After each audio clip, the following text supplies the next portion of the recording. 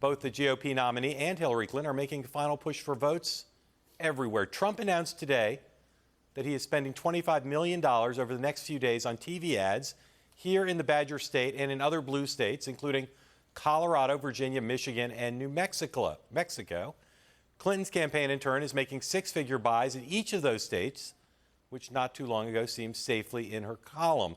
Clinton's surrogates are also campaigning in some of those same states where Trump is now seemingly on a bit of offense. Here in Wisconsin, Tim Kaine is appearing, Bill Clinton going to Colorado. Hillary Clinton today had some harsh words for her political opponent, and this explanation about why the race might get more negative before it's over. At a rally today, Clinton went back to her tried and true tactic of this campaign. For her, she appeared on stage with the Miss Universe pageant winner, Alicia Machado, and brought up the subject of Trump and women.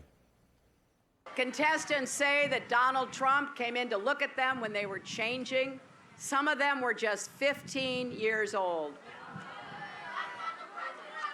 We cannot hide from this. We've got to be willing to face it. This man wants to be president of the United States of America. Today, a new ABC News Washington Post tracking poll, the data from that survey, has Trump now leading Clinton by 1% nationally. That's, of course, within the margin of error, but the symbolism of Trump being ahead after being well behind in that poll. And amid everybody wondering if the revived FBI probe into Clinton's email practices might be doing her some damage, her campaign says it raised $11.3 million online in the past 72 hours. So, John, 7 days left.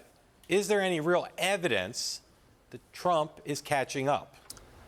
Well, Mark, we are still suffering a little bit from a paucity of polling here that really, for the first time ever, it seems like we'd want to know what's going on more than ever right now, and we're still a little bit fumbling our way towards figuring out what the impact of the Comey letter has been. Look, there's the ABC Washington Post poll that's, has Trump ahead by 1 right now. Other than that, which everyone's hanging a lot on right now, if you look across all the other polling, there's no doubt that the race is tightening a little bit, but there's not a compelling case that it's tightening a lot so far. I think the most compelling case would come from the Clinton side. They're going back on TV in some of these states. They're sending surrogates, as I said, Bill Clinton to Colorado, Tim Kaine here to Wisconsin. That doesn't mean they're panicking. It doesn't even mean that their numbers are showing a decline in her lead. It simply could mean they're being careful. Trump's going on offense in these places. Why not play defense? So I don't think we can jump to the conclusion that that's in any way decisively meaningful. But it does suggest, if they weren't the least bit worried, for instance, about Wisconsin or about Colorado or Michigan, they wouldn't be trying to buttress themselves there. They'd be focusing on winning North Carolina, say, and ending Trump's chances. Well, one of the things that's true is that the Clinton campaign has amassed a really large stockpile of dollars over the course of the last 15, 16, 18 months. And we're now at the point where there's no point in holding on to that money. You might as well spend it if you have it. So I tend to think that, right. that they have always said the race was going to be tight.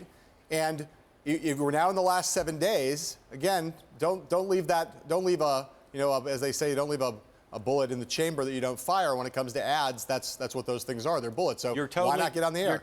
You're totally right about the money. If they've got enough to flood the airwaves and saturate in the key battlegrounds, of course. It's those visits, though. Bill Clinton's time is very valuable.